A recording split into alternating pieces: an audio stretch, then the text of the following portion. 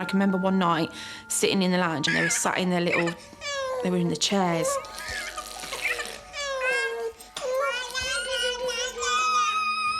And I just started crying, absolutely crying my eyes out. And I didn't want no one to hear me, I just wanted to cry. And Andrew came down and he said, "What's the matter?" I said, "I feel lonely." I said, "I feel so..." I started crying again. "I feel so lonely." I said, I don't see you." I said, "You come in, I go to bed." And we did that for about 3 months and it was hell. I felt like I was going mad. "What's the matter with you? You're 40 years old, you should be able to do this." You know?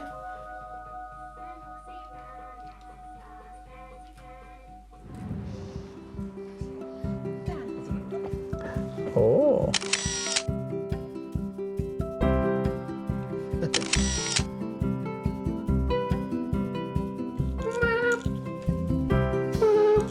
Zach is the most coolest person on earth. I'm not even joking. You can't get a better brother. He's so funny.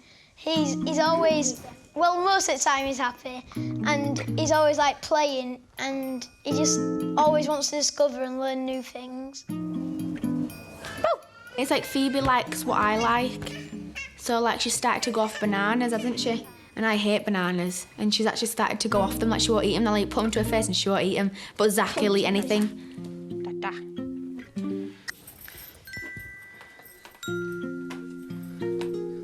Zach has the stinkiest nappies ever. They're like, oh my God, they're disgusting. Like green. It's like yeah, green. Green. How can... Oh, it's disgusting. I don't even know what's good in that kid. Being a good boy. How you be... Oh. He doesn't really eat all green. He don't, no, he don't, and it's just green, it stinks. Like that and you can smell it from miles away. Yeah, we have to put him outside. Even if you pick him up, you can smell it. It's awful.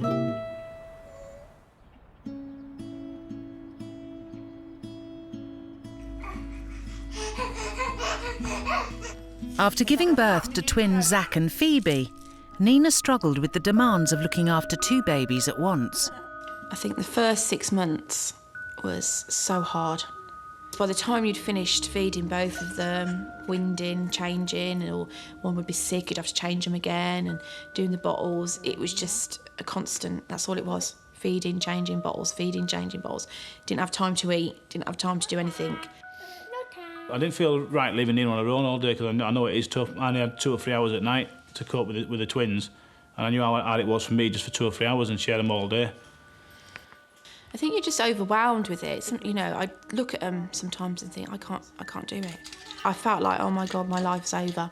And that sounds really traumatic and really silly at the you know, but at them first 3 to 4 months were just constant. I couldn't think about myself.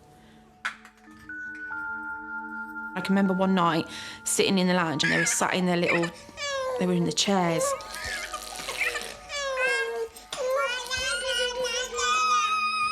And I just started crying, absolutely crying my eyes out. And I didn't want no one to hear me, I just wanted to cry. And Andrew came down and he said, "What's the matter?" I said, "I feel lonely." I said, "I feel so..." I started crying again. "I feel so lonely." I said, I don't see you." I said, "You come in, I go to bed." And we did that for about 3 months and it was hell. I felt like I was going mad.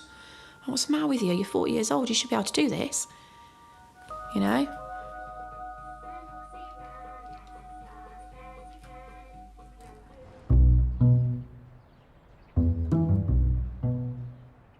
Andy and Nina were shocked to find themselves back at the starting blocks, having already raised teenage children.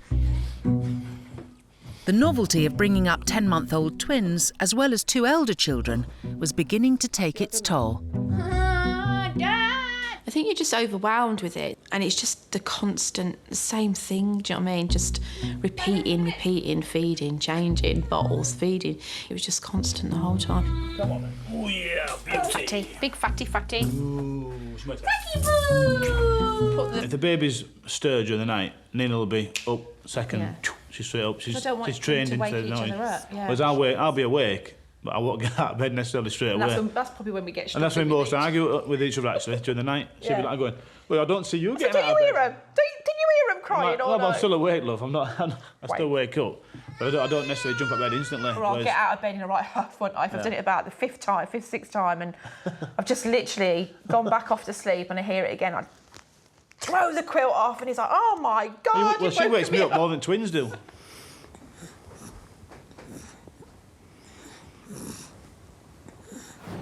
Andy and Nina, the next chapter in our lives. Yes, Andy's going to work until he's 74 now. He was due to retire at 55. We'll have to do another 20 years at work.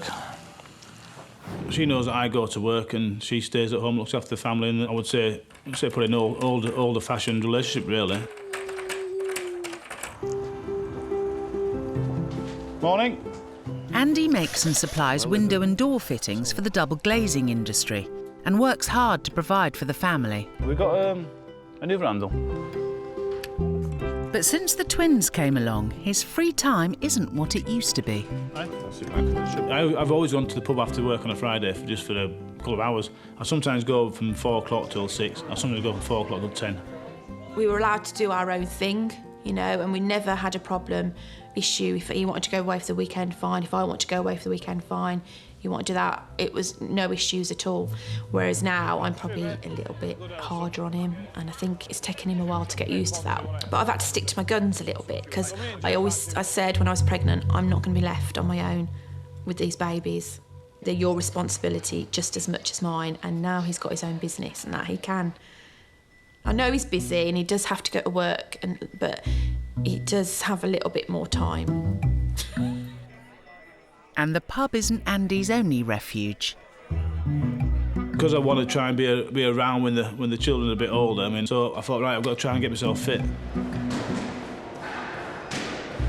Me having doing me gym or going on a bike ride, for instance, for a couple of hours, it just gives my head that chill out time where I feel like Andy again from maybe 10 years earlier. You know, you just go and have a bit of a chill.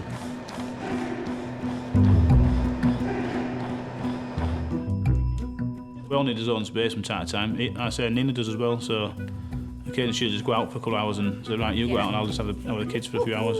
Yeah.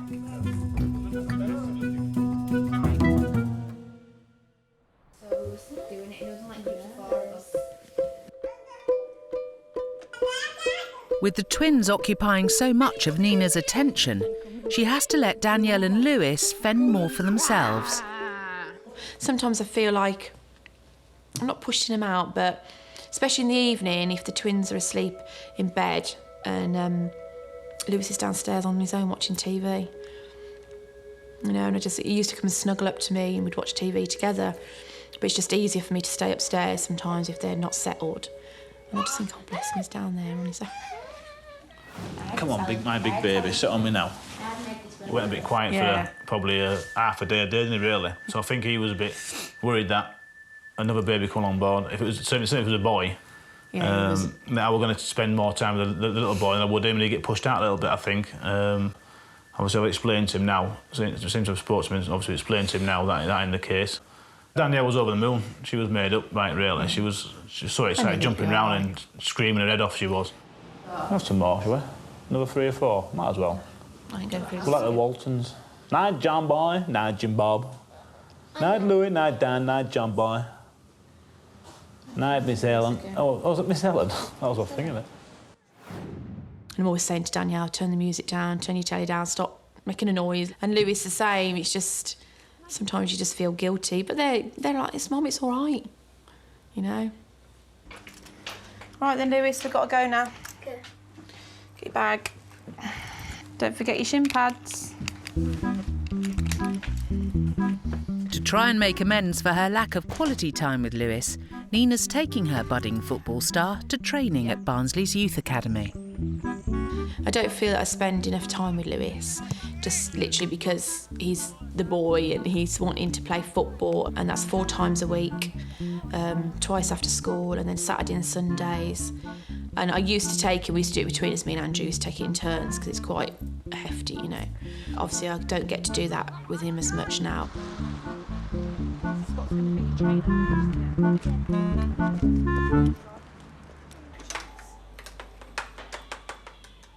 The demands of raising twins means that some of Nina's motherly skills have been put on the back burner. I always used to cook fresh meals every night. Most nights we'd have a proper cooked fresh meal from scratch, whereas now I feel so guilty that Danielle and Lewis haven't eaten a proper stable dinner for like 3 or 4 days. I've had to have takeaways because I just haven't had time to do it.